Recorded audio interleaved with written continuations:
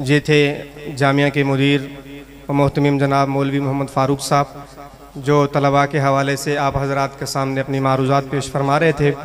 अब मैं नगमे के लिए दावत दूँगा जामिया के उस्ताद जनाब मौलाना मोहम्मद तौक़ीर साहब के साहिबज़ादा को कि वो स्टेज पर आएँ और आप हज़रात के सामने नगमा पेश करें।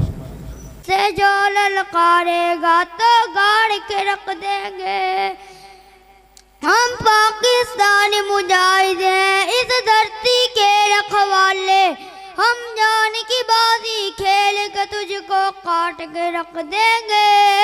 गलती से जो ललकारेगा तो गाड़ के रख देंगे, गलती से जो ललकारेगा तो गाड़ के रख देंगे।